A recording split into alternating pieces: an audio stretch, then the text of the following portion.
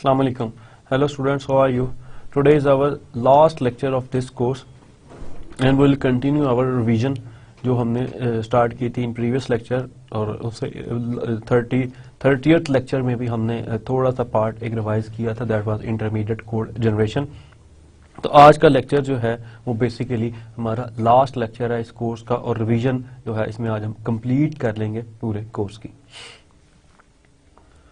तो आज हम जिन चीज़ों को रिवाइज करेंगे उसमें हमारे पास लेक्सिकल एनालिसिस की जो चीज़ें हैं that are regular expressions, regular definitions, transition diagrams, finite automata, deterministic finite automata and non deterministic finite automata. Then we will move towards syntax analysis phase. इसमें हम पार्सर्स को देखेंगे, कॉन्टेक्स्ट फ्री ग्रामर्स को, उनकी डेरिवेशंस को, ambiguities को, parse trees को, recursive descent parsers को, LL1 पार्सिंग को, and the all three parsers that we studied, simple means LR parsers, canonical parsers and LALR parsers। Syntax directed translation के अंदर फिर हम इनहेरिटेड एंड सिंथेसाइज एट्रीब्यूट को study करेंगे, dependency graph को revise करेंगे and then the both types of definitions, S attributed and L attributed definitions and their implementations also. Intermediate code generation जो है इसको हम ऑलरेडी रिवाइज कर चुके हैं, तो इस सेक्शन को हम स्किप कर देंगे इन टुडेज लेक्चर। इसको हम रिवाइज नहीं करेंगे, इसको जनरली हम गो थ्रू कर देंगे, इसको इन थॉरोली हम रिवाइज नहीं करेंगे, सिर्फ एक ग्लांस ले लेंगे इंटरमीडिएट कोड जनरेशन का। So starting with regular expressions. A regular expression is a sequence of characters that forms a search pattern mainly for use in pattern matching with wings।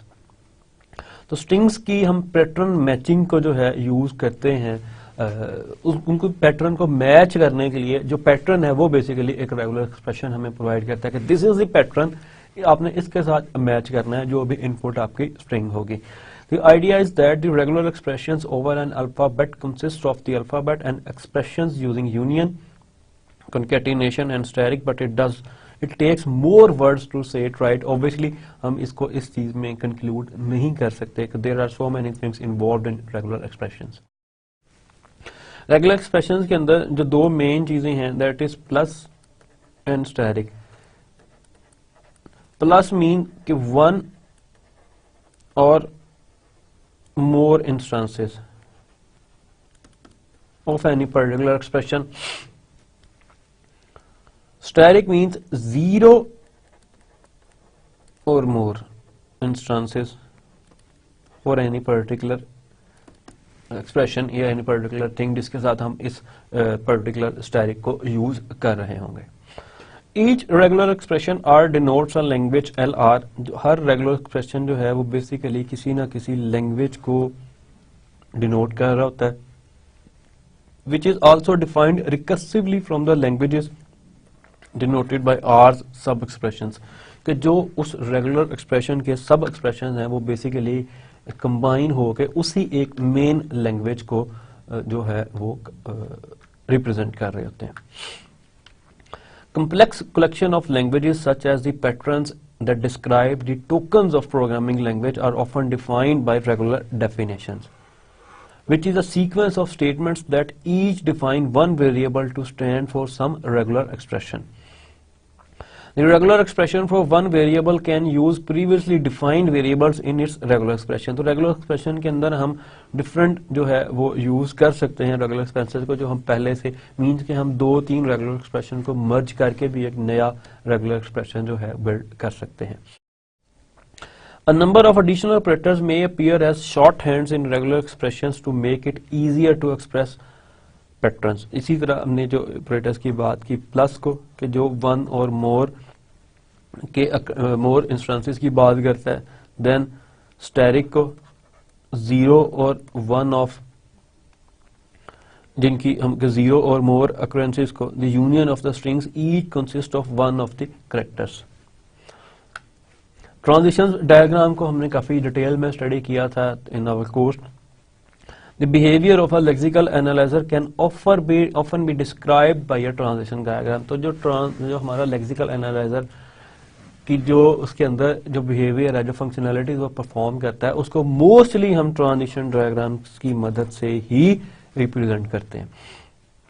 These diagrams have states, each of which represents something about the history of the character seen during the current search for a lexeme that matches one of the possible patterns. तो for example अगर हम इस transition graph को देखें, ये हमारे पास एक जो है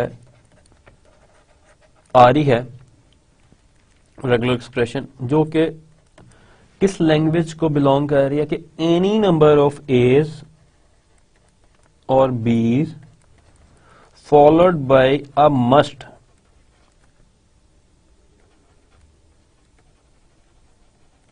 ए डबल बी, कोई भी ए और बीज का कॉम्बिनेशन जो हर सूरत फॉलो करे ए डबल बी को, ये ट्रांजिशन ग्राफ जो है उसको डिपिक्ट कर रहा है। अगर हम एक एग्जांपल को एग्जीक्यूट करना चाहें, फॉर एग्जांपल मैं दो डिफरेंट स्ट्रिंग लेता हूं, एक वो होगी जो इस पैटर्न से मैच कर रही होगी और दूसरी वो होगी जो नहीं मैच कर रही होगी। तो इसको हम इस ट्रांजिशन डायग्राम पे उस बिहेवियर को हम चेक करेंगे कि आया वो इसके फ्लो में हमें मदद कर रही है या हमें कहीं बीच में स्टक कर रही है। इसमें दो चीजें हैं, एक स्टार्ट स्टेट होती है और एक हमारी फाइनल स्टेट। फाइनल स्टेट्स को मोस्टली डबल सर्कल से और स्टार्ट स्टेट के पहले हम एक स्मॉल एरो लगा देते हैं जो इसको बता रहा होता है कि this is the start state. अब मैं एक इनपुट स्ट्रिंग ले रहा हूं b double b a b. अब ये मेरे पास एक इनपुट स्ट्रिंग है। अब मैं इसको ट्रेवर्स करना स्टार्ट करता हूं, ऑब्वियसली मैं हमेशा इसको स्टार्ट से ही स्टार्ट करूंगा। तो सबसे पहले बी, अभी मेरा इनपुट पॉइंटर जो है वो यहां पे है, बी की यहां से ट्रांजिशन मुझे मिल गई तो इट मीन्स कि b is okay. Then next b की ट्रांजिशन भी मुझे इसी पे मिल गई तो ये भी ओके है। देन ए। अब इस ट्रांजिशन डायग्राम के अंदर बिकॉज ये एक एनएफए है और एनएफए को ही रिप्रेजेंट कर रहा है तो इसके अंदर अब मेरे पास ए के लिए दो चॉइसेस हैं, एक ये एरो और एक ये पाथ। अब ये मैंने खुद डिसाइड करना है कि मैं इसको किसके ट्रांजिट कराऊं कि वो एग्जैक्टली मुझे ट्रू पाथ की तरफ ले जाए या एक्सेप्टेड पाथ की तरफ ले जाए। तो मैं इसको फिलहाल इसमें कंसिडर कर रहा हूं ए के ऊपर। इसमें ए आ गया तो ए भी मेरा ट्रेवर्स हो गया कि मुझे इसके लिए पाथ मिल गया। देन बी है तो बी के लिए भी पाथ मिल गया। देन अगेन बी है तो बी के लिए भी पाथ मिल गया। उसके बाद बी है मेरे पास जो कि उसके लिए मेरे पास कोई पाथ नहीं है, लेकिन मैं एक ऐसी स्टेट पे पहुंच चुका हूं जो कि फाइनल स्टेट है। तो यहां से हम ये चीज अज्यूम कर सकते हैं कि ये स्ट्रिंग जो है ये इस पैटर्न से बिलोंग कर रही है, लेकिन ये जो बी है इसको हम डिस्कार्ड कर देंगे और कहेंगे कि ये इस पैटर्न को ये जो है इनपुट अल्फाबेट जो है ये इसे मैच नहीं कर रहा इनपुट स्ट्रिंग का जो ये मेंबर है। सेकेंडली अगर मैं देखूं, अगर इस चीज को मैं क्लियर करूं और एक और स्ट्रिंग लूं,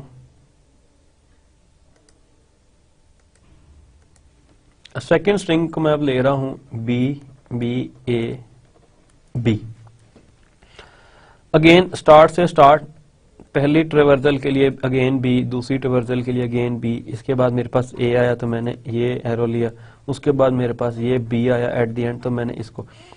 अब मैं एक ऐसी स्टेट पे पहुंच गया हूं जिसके बाद मेरे पास there is no input symbol जिसकी मदद से मैं एक स्टेट से दूसरी स्टेट पे ट्रांजिट कर सकूं। लेकिन मैं अभी फाइनल स्टेट पे नहीं हूं, तो अगर मैं किसी भी नॉन फाइनल स्टेट पे हूंगा और मेरी इनपुट जो है वो खत्म हो जाएगी तो इट मींस के this pattern doesn't belong to this array, कि ये पैटर्न मैच नहीं हुआ। Transition diagrams have a collection of nodes or circles called states. Each state represents a condition that could occur during the process of scanning the input looking for a lexeme that matches one of several patterns.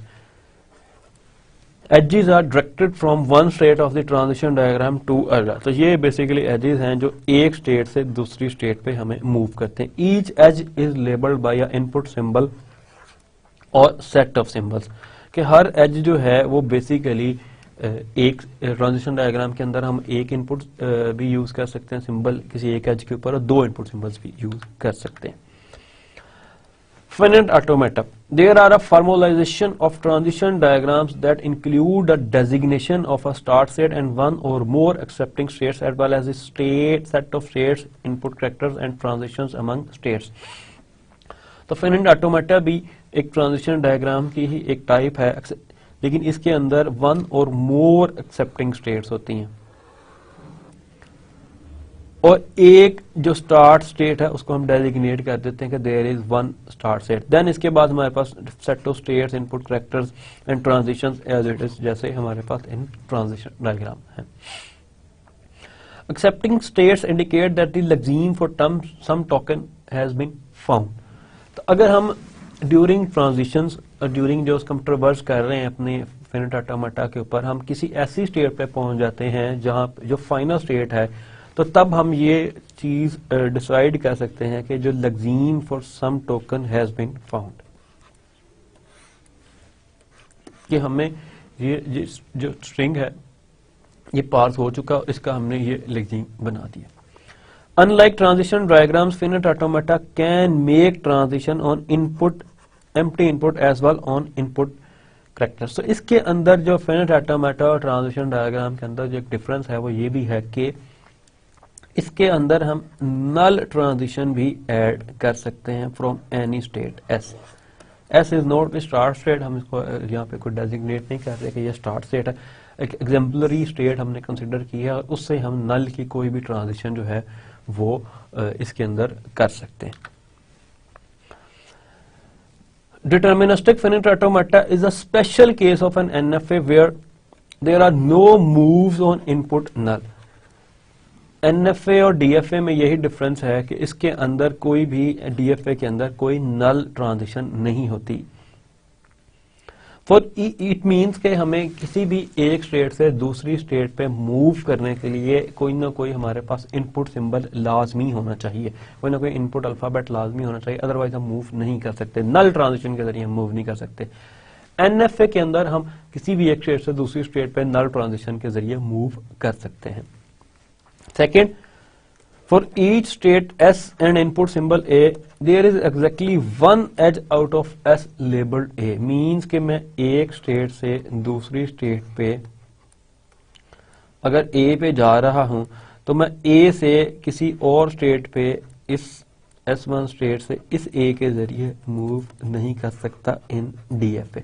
NFA के अंदर ये चीज allow है। जिस तरह ये transition diagram है इसके अंदर हम देख रहे हैं कि A से हमारे पास दो ट्रांजिशन जा रही हैं, एक इसी स्टेट पे वापस आ रही है और एक फर्स्ट स्टेट पे जा रही है। It is allowed in transition diagram, it is allowed in NFA। तो ये बेसिकली एक NFA की ही ट्रांजिशन डायग्राम है, but it is not allowed in DFA। So the DFA is easily simulated and makes a good implementation of a lexical analyzer similar to a transition diagram. Then non-deterministic finite automata have no restrictions on the label of the edges. A symbol can label several edges out of the same state and null. The empty string is also a possible label. कि हम null के जरिए भी किसी दूसरी state पे जा सकते हैं, एक स्टेट से एक इनपुट सिंबल के लिए डिफरेंट स्टेट्स पे भी जा सकते हैं और उसी पे भी रह सकते हैं, और ये भी हो सकता है हम किसी पे नहीं जा रहे। Both deterministic and non-deterministic finite automata are capable of recognizing the same language. Means कि हम किसी भी NFA को DFA के अंदर कन्वर्ट कर सकते हैं। तो अगर हम उसको DFA के अंदर कन्वर्ट कर सकते हैं तो हम ये चीज जो है वो स्टेट कर सकते हैं, हम एक लैंग्वेज के लिए NFA भी बिल्ड कर सकते हैं और DFA भी बिल्ड कर सकते हैं। So NFAs often are easier to design than our DFAs. तो obviously it's very much clear कि जब उसके अंदर हम इतनी ज्यादा लीवरेजेस यूज कर सकते हैं तो हम उसको आसानी से डिजाइन भी कर सकते हैं। जहां पे हमें प्रॉब्लम आई हमने वहां से नल ट्रांजिशन यूज कर ली, एक इनपुट के जरिए दूसरी स्टेट पे और उसी इनपुट के जरिए किसी और स्टेट पे भी हम जा सकते हैं। तो ये फैसिलिटीज हैं जो हमारी लिए ईज पैदा करती हैं NFA डिजाइनिंग के अंदर। It is possible to convert any regular expression into an NFA of about the same size, recognizing the same language as the regular expression defines. Any NFA can be converted to DFA for the same pattern, although in the worst case the size of the automata can grow exponentially. ये इसमें एक थोड़ी सी problem है। It is also possible to convert any non deterministic और deterministic finite automata into regular expressions that defines the same language recognized by that automaton। लेकिन हम ये नहीं कर सकते कि हर DFA के लिए NFA बना दें, वो हमारे लिए पॉसिबल नहीं है। NFA से DFA हम बना सकते हैं। Minimization of finite automata, for every DFA there is a minimum state DFA। हम किसी भी DFA को एक मिनिमाइज DFA के अंदर भी कन्वर्ट कर सकते हैं, which should accept the same language. The minimum state DFA for a given language is unique except from the names given to the various states। ये भी इसकी एक प्रॉपर्टी है मिनिमाइज DFA की। Also there is a family of software system including lex and flex that are lexical analyzer generators। हम lexical analyzer को generate करने के लिए को बनाने के लिए कुछ सॉफ्टवेयर सिस्टम्स को भी यूज कर सकते हैं, जिसके अंदर lex और flex सारे फहरिस्त हैं। The user specifies the patterns for tokens using an extended regular expression notation। Lex particularly converts these expressions, के ये जो regular expressions हैं, into a lexical analyzer that is essentially a deterministic finite automata that recognizes any of the patterns। तो Lex basically जो है use करते हैं mostly हम DFA construct करने के लिए for the input regular expression, जो कि उसी language को ट्रेवर्स करता है। Now will see the review of syntax analysis. इसके अंदर जो सबसे पहला पार्ट है वो पार्सर का है। लेक्सिकल एनालाइजर जो है वो उसका काम टोकन प्रोवाइड करने के बाद, मीन्स के लेक्सीम्स या टोकन्स प्रोवाइड करने के बाद खत्म हो जाता है। Now the next phase is parser. अब जो है पार्सर का काम शुरू होता है in syntax analysis. A parser takes as input tokens, तो parser इन्हीं tokens को जो lexical analyzer generate करता है उसको as a input लेता है from the lexical analyzer and treats the token names as terminal symbols of a CFG, को context free grammar के terminal symbols के तौर पे उनको treat करता है। The parser then constructs the parse tree for its input sequence of tokens। The parse tree may be constructed figuratively by going through the corresponding derivation steps और literally। दोनों तरह से हम इसको ड्राइव कर सकते हैं, लेकिन मोस्टली जो पार्स ट्री हमने देखा है वो एक ग्राफिकल रिप्रेजेंटेशन होती है। उसकी डेरिवेशन जो है वो हम स्टेप बाय स्टेप उसको ड्राइव करते हैं। उसकी भी डेरिवेशन की दो अप्रोचेज हैं, बॉटम अप और टॉप डाउन, दोनों हमने स्टडी की हुई। इस यहां तक जो है हमारा काम वो क्या करता है, दो चीजें प्रोवाइड कर रहा है। इसमें टोकन जनरेट हो रहे हैं और इसमें पार्स ट्री। तो ओवरऑल जो हमारे पास इंटरमीडिएट रिप्रेजेंटेशन है उसको पार्स ट्री को भी हम इंटरमीडिएट, उसमें सिंटैक्स ट्री को बेसिकली हम इंटरमीडिएट रिप्रेजेंटेशन में कंसिडर करते हैं और देन हम उसके बाद फिर इंटरमीडिएट कोड जो है उसको जनरेट करते हैं। Context free grammars. A grammar specifies a set of terminal symbols and other set of non terminal, जो कि टर्मिनल सिंबल्स को हम एज अ इनपुट रीड करते हैं और जो non terminal symbolic representing syntactic constructs, जो हमारा लैंग्वेज का कंस्ट्रक्ट है उसको ये रिप्रेजेंट करता है। And the third thing is set of procedures, के जो प्रोडक्शंस के जो सेट हैं उनको ये हम यूज करते हैं for creating a context free grammar. वो प्रोडक्शंस हमें क्या बताती हैं, each of which gives a way in which string represented by one terminal non-terminal can be constructed from terminal symbols and strings represented by certain other non-terminals। So a production basically इसके दो part हैं, एक इसका head है और एक इसकी body है। फॉर एग्जांपल अगर हम इस एक्सप्रेशन की बात कर रहे हैं जो ऐड कर रहा है दो, जो प्रोडक्शन ऐड कर रही है दो को, तो इसमें दिस थिंग इज हेड, ये इसकी बॉडी है पूरी।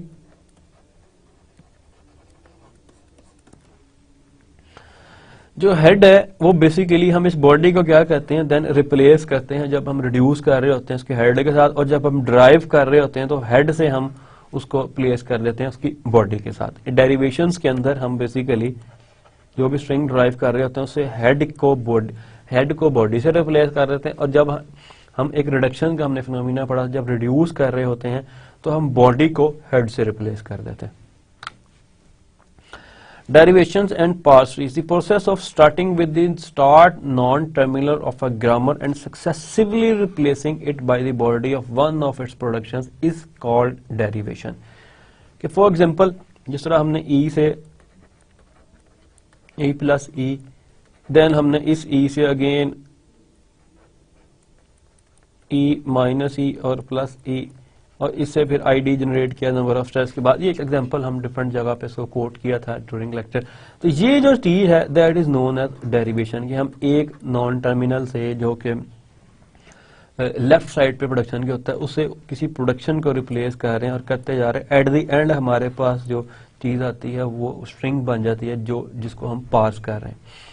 So if the leftmost or rightmost non-terminal is always replaced, then the derivation is called leftmost respectively rightmost। कि अगर वो leftmost और rightmost से हम उसको replace करते जा रहे हैं तो उसी सिनेरियो में उसी कॉन्टेक्स्ट में हम उसको या leftmost derivation कहेंगे या rightmost derivation कहेंगे। A parse tree is a picture of a derivation in which there is a node for each non-terminal that appears in the derivation. The children of a node are the symbols by which that non-terminal is replaced in the derivation. तो parse tree जो है उसको हमने देखा था कि basically अगर इसी की बात करें पार्स ट्री की, तो इसको हम अगर एक छोटा सा पार्स ट्री यहाँ पे जनरेट करें जो ऑलरेडी हम यूज करते आ रहे हैं, तो पार्स ट्री की जब हम उसको थोड़ा बिल्ड करके देखते हैं, एक पार्स ट्री जिसके अंदर बेसिकली हम डिफरेंट नोड्स को लेट्स सपोज ई से स्टार्ट कर रहे हैं, तो पहला ई प्लस का प्रोडक्शन है, फिर E1 था, इसके अंदर E2 एंड देन माइनस है उसमें E1 और E2, उसको आगे हम रिड्यूस कर रहे हैं किसके साथ। तो ये सारी जो चीज है ये हमारी पार्स ट्री बिल्ड करती है। एम्बिग्यूटी कब हमारे पास आती है कि अगर हम किसी एक इनपुट स्ट्रिंग के लिए किसी एक सिनेरियो के अंदर दो पार्स ट्री बिल्ड कर लें, इट मींस कि वो ग्रामर एम्बिगुअस है। फॉर एग्जांपल अगर मैं लेफ्ट एक स्ट्रिंग की ये इनपुट स्ट्रिंग है, इसकी दो लेफ्ट मोस्ट डेरिवेशन कर लूं following any one single CFG, तो it means that particular context free grammar is ambiguous. होता क्या है ओरिजिनल ऑन ग्राउंड के एक जगह पे आके हमारे पास E1 प्लस E2 और सिमिलरली E1 माइनस E2। अब अगर हमने उसको इसकी बजाय इससे रिड्यूस कर दिया या कभी इससे रिड्यूस कर लिया और कभी इससे रिड्यूस कर लिया और दोनों हमें कर रहे हों एग्जैक्ट रिजल्ट प्रोवाइड कर रहे हों, मींस के एग्जांपल इस तरह की हो ID plus ID minus ID, तो इसमें हमारे पास दोनों तरह से पहले हम इसको भी रिड्यूस कर सकते हैं और पहले हम इसको भी रिड्यूस कर सकते हैं। तो ये हमारे लिए एम्बिग्यूटी क्रिएट करती है। So formally a grammar for which some terminal string has two or more different parse trees or equivalently two or most leftmost derivation or two or most rightmost derivation is said to be ambiguous. In most cases it is possible to redesign an ambiguous grammar so it becomes an unambiguous grammar for the same language. कि हम किसी भी ambiguous grammar को redesign करके उसको unambiguous बना सकते हैं। However, ambiguous grammar with certain tricks applied sometimes leads to more efficient parsers. कुछ सिनेरियो के अंदर जो हमारी unambiguous grammar है वो more efficient parser build करने में जो है वो काम आती है। उसकी रीजन ये है कि वहां पे हमारे पास जो चॉइस है डिसीजन लेने की वो हमारे हाथ में होती है और हम रैंडमली कोई स्ट्रेटेजी जो है कोई भी प्रोडक्शन जो है या कोई भी डिसीजन जो है वो ले सकते हैं। जहां पे हमारे पास एम्बिग्यूटी नहीं होगी वहां पे हम ये तो क्लियर है कि वहां पे कभी कोई प्रॉब्लम या वो एरर नहीं आएगी, लेकिन वो मोस्टली ऐसे होता है कि पार्सिंग के अंदर जो कंपाइलर का या जो पार्सर का फेज है सिंटैक्स एनालिसिस का जो फेज है वो क्या करता है, अपना most of the time spend कर देता है पार्सिंग के उस पार्ट में जो उसको अनएम्बिगुअस बनाने में लगी होती है। मींस के जब हम किसी भी एम्बिगुअस ग्रामर को चेंज करेंगे अनएम्बिगुअस के अंदर तो ऑब्वियसली उसके अंदर कुछ चीजें ऐड करेंगे, कुछ रिस्ट्रिक्शंस ऐड करेंगे इस किस्म की कि जो उसको उस एम्बिग्यूटी की तरफ जाने से रोकेगी। फॉर एग्जांपल अगर हम लेफ्ट रिकर्जन की बात करें तो लेफ्ट रिकर्जन को रिमूव जब करते हैं तो हमारी जो नंबर ऑफ प्रोडक्शन है उसके अंदर वो इंक्रीज कर जाती हैं ग्रामर के अंदर। तो इसी तरह जब हम जो पार्सिंग का मैकेनिज्म है जब वो परफॉर्म हो रहा होता है तो उसका मोस्ट टाइम जो है वो इसी काम में लग जाता है कि इसकी अनएम्बिग्युइटी को हैंडल कर रहा होता है, एम्बिग्युइटी को हैंडल कर रहा होता है, उसको रिमूव कर रहा होता है या उससे बच रहा होता है। तो एम्बिगुअस ग्रामर के अंदर हमारा वो टाइम बच जाता है और हम उस सिनेरियो में उस चीज को जो है यूज करते हैं अपनी एफिशिएंट पार्सिंग के लिए। तो अगर हम एम्बिग्युइटी की एग्जांपल लें तो जो चीजें हमने अभी पीछे देखी उसके अंदर इसी पर्टिकुलर एक्सप्रेशन के लिए जो हमने पीछे लिखा था उसमें माइनस था, इसमें स्टेरिक है, हम इसके लिए दो डिफरेंट जो है पार्स ट्री जनरेट कर रहे हैं कि एक में हम क्या कर रहे हैं कि इसको हमने यूज किया, पार्स किया, देन इसको एंड देन इसको। इसके अंदर हमारा जो डेरिवेशन का जो सीक्वेंस ऑफ प्रोडक्शन हमने यूज किए वो डिफरेंट है। इसके अंदर हमने पहले जो है वो ई स्टेरिक ई को यूज कर दिया या हमने शुरू में ई प्लस ई को यूज किया था। तो इन दोनों के केस में लेट्स सपोज अगर मैं करूं 4 + 4 स्टेरिक 3 कि ये मेरे पास इनपुट है इस आईडी के नतीजे में, तो इसमें जो सबसे पहले मेरे पास रिजल्ट आएगा वो ई स्टेरिक ई का आईडी प्लस आईडी का आएगा कि इसमें मेरे पास अगर मैं पहले स्टेरिक को कर रहा हूं तो 13 + 4 = 16 आ रहा है जो कि करेक्ट आंसर है। अगर मैं कर रहा हूं दूसरे में तो उसमें मेरे पास आएगा 8 × 3 = 24 जो कि ओरिजिनली रॉन्ग आंसर है क्योंकि इसकी जो है वो प्रायोरिटी ज्यादा है, प्रेसिडेंस ज्यादा है इसकी। तो ये लेकिन मैं दूसरे इस सिनेरियो को भी जो है इस तरह भी पार्स कर सकता हूं और राइटली वो पार्स हो भी जाएगी। तो इट मींस कि मेरी वो जो ग्रामर है वो एम्बिगुअस है और ये उनकी दो रिप्रेजेंटेशन और ये पार्स ट्री है जिसकी हम बात कर रहे थे। Top down and bottom up parsing. Parser are generally distinguished by whether they work top down starting with the grammar start symbol and construct the parse tree from the top, और bottom up strategy जिसके अंदर हम क्या करते हैं basically start with the terminal symbols, हम सबसे पहले टर्मिनल सिंबल्स को बना रहे होते हैं और फ्रॉम लीव से हम पहुंचते पहुंचते रूट तक पहुंच जाते हैं। That is second strategy, parsing strategy.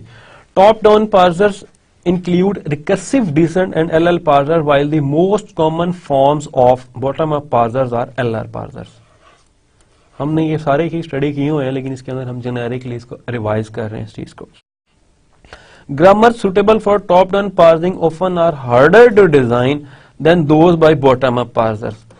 ये बॉटम अप पार्सर में चूंकि हमारे पास आजादी है, हमने पहले जितने लीव्स हैं उनको बिल्ड करना, उसके बाद उसमें कंबाइन करते करते टॉप पे चले जाना। टॉप पे हमें हमेशा डिसीजन लेने की जरूरत पड़ेगी कि पहले इसको करना है या इसको करना है। So it is necessary to eliminate left recursion and the particular grammar must be left factored कि ये दोनों चीजें जो हैं पार्सिंग को जो वो उसमें कंफ्यूजन क्रिएट करती हैं, उसमें प्रॉब्लम पैदा करती हैं। तो इन दोनों चीजों को पर्टिकुलरली एलआर पार्सिंग के अंदर जो है वो रिमूव करना पड़ता है उसकी पार्सिंग करने से पहले। Recursive descent parsers, these parsers use a procedure for each non terminal. वो प्रोसीजर बेसिकली क्या करता है, the procedure looks at its input and decides which production to apply for its non terminal. तो basically input के ऊपर base कर रहा होता है, उसको लुक करके लुक हेड के जरिए इनपुट सिंबल के जरिए तब हमें बताता है कि एग्जैक्टली किस प्रोडक्शन को यूज करना है इस नॉन टर्मिनल के लिए। Terminals in the body of the production are matched to the input at the appropriate time, while non-terminals in the body results in a call to their procedures. Backtracking in the case when the wrong production was chosen is a possibility. अगर गलत हम production को choose कर लें तो हम उसको back track भी कर सकते हैं। LL1 parsers, a grammar such that it is possible to choose the correct production with which to expand a given non-terminal। काम ये हम करते आ रहे हैं कि हम हमेशा किसी ना किसी नॉन टर्मिनल को एक्सपेंड करते हैं, लेकिन किस प्रोडक्शन के साथ एक्सपेंड करना है। इन LL1 parsers we do this by looking only at the next input symbol is called LL1। तो उस पार्सिंग मैकेनिज्म के अंदर जिसके अंदर हम नेक्स्ट इनपुट सिंबल को लुक करके उसको देख के फिर हम डिसाइड करते हैं कि किस प्रोडक्शन के साथ इसको रिप्लेस करना है या उसको किस प्रोडक्शन से एक्सपेंड करना है, तो then this type of parsing is known as LL1. These grammars allow us to construct a predictive parsing table that gives for each non-terminal and each lookahead symbol the correct choice of production. तो हम basically ये सारी चीजें जो हमारा एक predictive parsing table है उसके अंदर मेंशन कर देते हैं, जो सिंबल टेबल है, और वहां से फिर हम इसको देख के जज करते हैं कि एग्जैक्टली हमने इसको किस प्रोडक्शन से जो है वो प्लेस करना है या नहीं. Error correction can be facilitated by placing error routines in some or all of the table entries that have no legitimate production. तो अगर उस टेबल के अंदर, ये हमने देखा भी था अपना सारा इन डेप्थ, कि अगर कोई ऐसी प्लेस जो एम्प्टी है, इनपुट सिंबल्स और इनपुट उसके लिए सारा जो हमारे पास टर्मिनल्स हैं, कि अगर वो एम्प्टी है तो इट मींस कि अगर वो कभी सिनेरियो बिल्ड हो गया तो वहां पे हम एरर रूटीन्स एम्बेड कर देते हैं उससे बचने के लिए या उसको ओवरकम करने के लिए. Shift reduce parsing. Bottom up parsers generally operate by choosing on the basis of the next input symbol and the contents of the stack. तो shift reduce parsing के अंदर जो बेसिकली हमारी एक एक्सटेंडेड फॉर्म है उसके अंदर हम क्या करते हैं, ना सिर्फ नेक्स्ट इनपुट सिंबल को कंसिडर करते हैं जो कि इसके अंदर हम कर रहे थे ओनली LL1 के अंदर, बल्कि कंटेंट्स ऑफ द स्टैक को भी मद्देनजर रखते हैं कि हमारे पास है क्या एग्जैक्टली ग्रामर सिंबल्स में. तो फिर हम डिसाइड करते हैं कि या शिफ्ट करना है या रिड्यूस करना है. A reduce step takes a production body at the top of the stack and replaces it by the head of the production. In shift reduce parsing, the stack contents are always a viable prefix, that is a prefix of some right sentential form from that ends no further right than the end of the handle of that right sentential form. तो basically अगर हम इसको सादा लफ्जों में बयान करें तो हमारी स्टैक के ऊपर जो स्टैक जिसको हम जिसके कंटेंट्स को हम फॉलो कर रहे होते हैं या जिसके कंटेंट्स को हम देख रहे होते हैं इन शिफ्ट रिड्यूस पार्सिंग, उसको और इनपुट सिंबल को, इन दोनों को करके फिर हम डिसाइड करते हैं कि हमने इसको शिफ्ट करना है या रिड्यूस करना है. वायबल प्रीफिक्स बेसिकली वो कॉम्बिनेशन होता है स्टैक के ऊपर जो राइट सेंटेंशियल फॉर्म में होता है कि उस पूरे के पूरे सेंटेंशियल फॉर्म को, वायबल प्रीफिक्स को हम रिड्यूस कर देते हैं किसी इनपुट सिंबल के साथ या किसी नॉन टर्मिनल के साथ. The handle is the substring that was introduced in the last step of the right most derivation of that sentential form. Handle means कि हमने जिस चीज को हम रिड्यूस कर रहे होते हैं या आगे उसको हम हैंडल कह रहे होते हैं कि बेसिकली हमने इसको हैंडल किया. LR parsers. Each of the several kind of LR parsers operate by first constructing the set of valid items called LR states for all possible viable prefixes and keeping track of state for each prefix on the stack. तो LR parsers के अंदर हम basically क्या करते हैं, सबसे पहले valid items declare कर लेते हैं कि हमारे पास एग्जैक्टली कौन कौन से वायबल प्रीफिक्सेस हैं, वो सब के सब एक सेट्स में लिख लेते हैं डिफरेंट प्रोडक्शंस के लिए, डिफरेंट स्टेट्स के लिए, that are known as valid items. The set of valid items guide the shift reduce parsing decision. तो then हम उन valid items की मदद से ये डिसाइड करते हैं कि हमने शिफ्ट करना है या रिड्यूस करना है. So we prefer to reduce if there is a valid item with the dot at the right end of the production body, and we prefer to shift the lookahead symbol onto the stack if that symbol appears immediately to the right of the dot in the some valid item. तो ये दो rules हैं जो हमें shift का और reduce का बताते हैं कि किस तरह से हम उन आइटम सेट्स को स्टडी करके, उन आइटम सेट्स से कंसल्ट करके इन दो रूल्स को अप्लाई करके हम आइदर शिफ्ट करेंगे या पार्स करेंगे. सिंपल LR पार्सर्स, जिसको SLR पार्सर भी कहा जाता है, we perform a reduction employed by a valid item with a dot at the right hand provided the lookahead symbol can follow the head of that production in some sentential form. The grammar is SLR and this method can be applied if there are no parsing action conflicts. That is no set of items and for no lookahead symbol there are two productions to reduce by, nor is there the option to reduce or shift. इनकी हम तब भी apply कर सकते हैं जब हम expect कर रहे हों कि हमें कोई एरर या कोई जो कंफ्लिक्ट है वो अकर ना हो. कैनोनिकल एलआर पार्सर, तो it is our second last LR parser जिसको हम अब स्टडी करेंगे, जिसको रिव्यू करेंगे.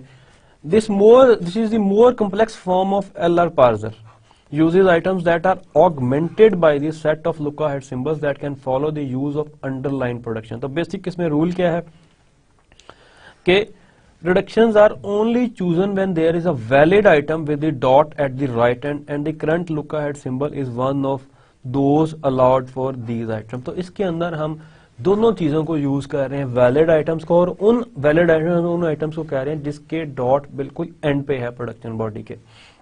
और सेकंड लुकाहेड सिंबल के अंदर वो चीज हमें अलाउ कर रही है कि एग्जैक्टली इसी को जो हमने वो रिड्यूस करना है.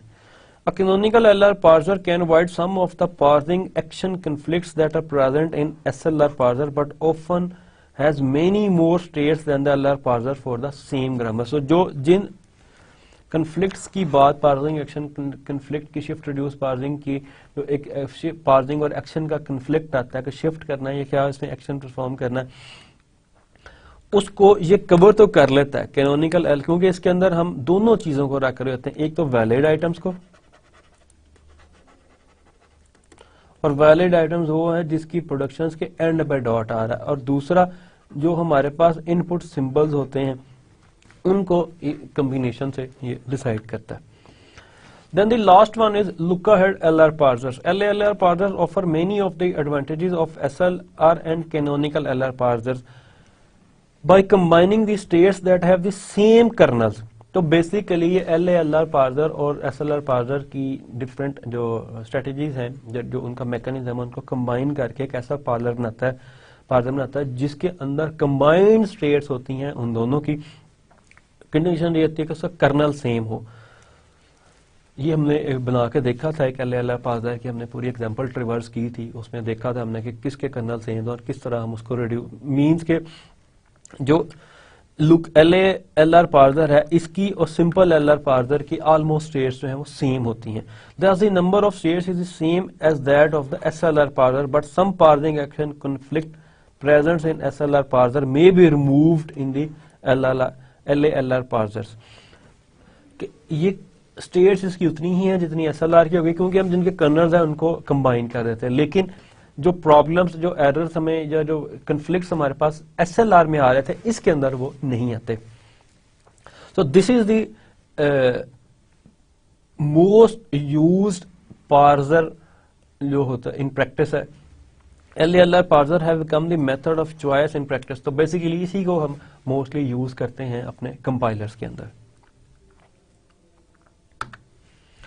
Syntax directed translation, inherited and synthesized attributes को हमने स्टडी किया था. ये इसमें बेसिकली दो तरह के एट्रीब्यूट्स होते हैं. सिंटैक्स, जब हम उसको सिंटैक्स एनालिसिस के बाद जब हम उसकी ट्रांसलेशन करते हैं तो उसके अंदर हमारे पास एट्रीब्यूट्स होते हैं जो उनके वैल्यूज को कंप्यूट करते हैं. उसको मदद सिमेंटिक एक्शंस और एट्रीब्यूट्स की मदद से ही हम उसकी वैल्यूज कंप्यूट करते हैं.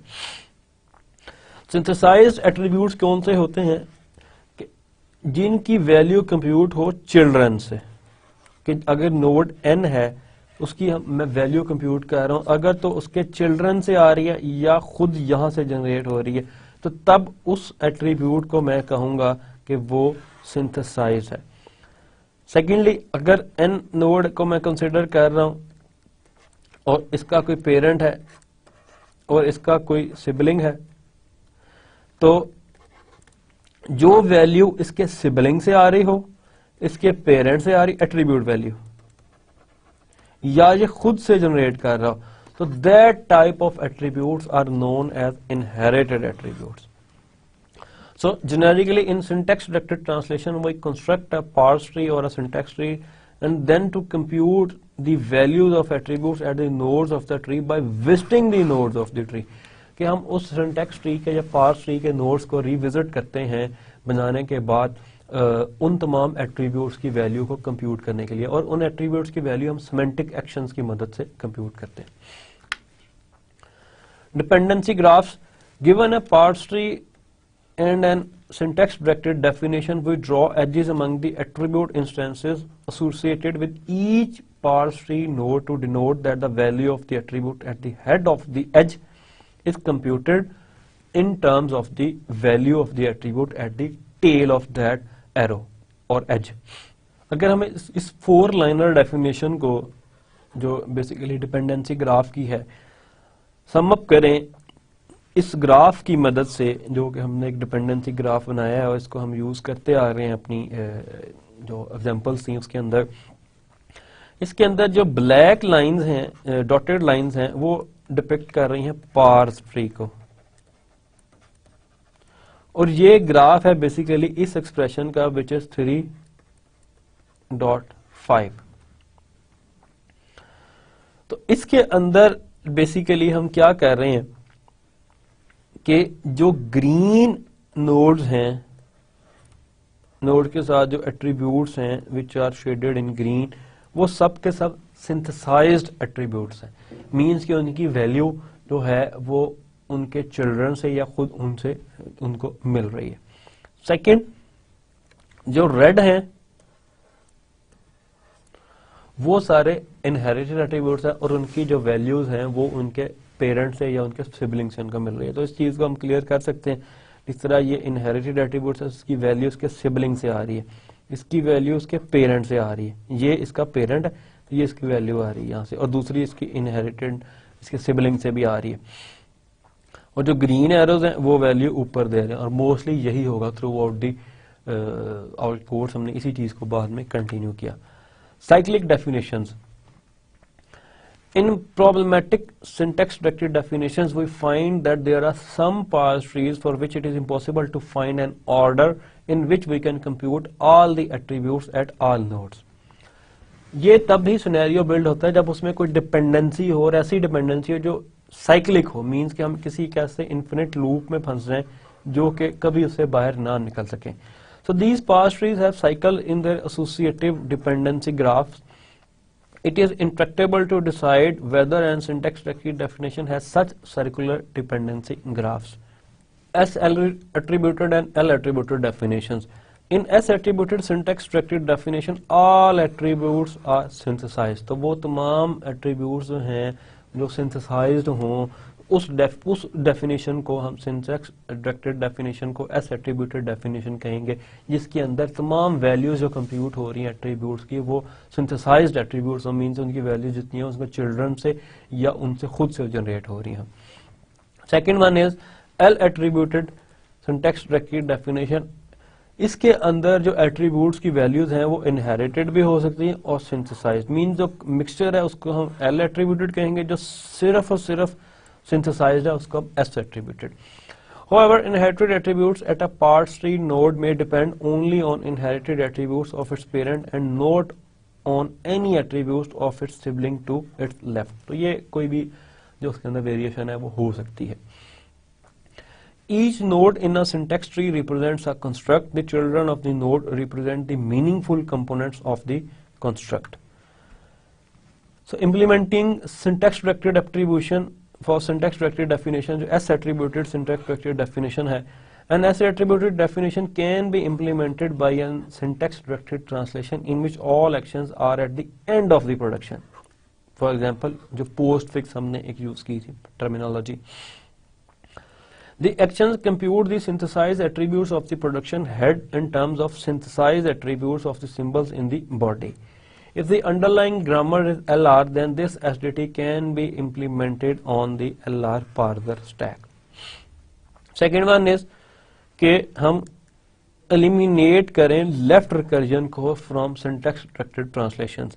If an SDT has only side effects, no attributes are computed, then the standard left recursion elimination algorithm for grammars allows us to carry the actions along as if they were terminals. When attributes are computed, we can still eliminate left recursion if the SDT is a postfix syntax directed translation.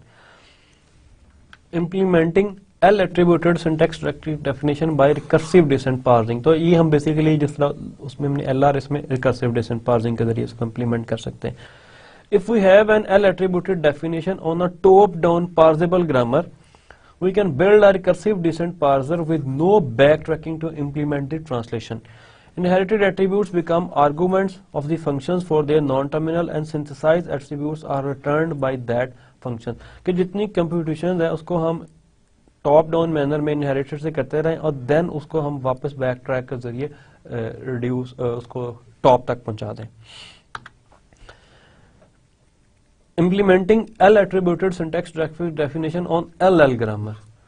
Every L attributed definition with an underlying LL grammar can be implemented along with the parse. Records to hold synthesized attributes for a non-terminal are placed below that non-terminal on the stack, while inherited attributes for a non-terminal are stored with that non-terminal on the stack. Actions records are also placed on the stack to compute attributes at the appropriate time. तो ये basically उनकी जो implementation थी उसको हमने sum up किया और इन तमाम चीज़ों को जो है हम ऑलरेडी प्रैक्टिकली इम्प्लीमेंट करके देख चुके हैं. सिमिलरली एल ग्रामर को हम जो है SDDL एट्रीब्यूटेड ग्रामर को बॉटम अप फैशन में भी जो है उसको इम्प्लीमेंट कर सकते हैं. सो formally an L attributed definition with an underlying LL grammar can be converted to a translation on LL grammar and the translation performed in connection with the bottom up parse.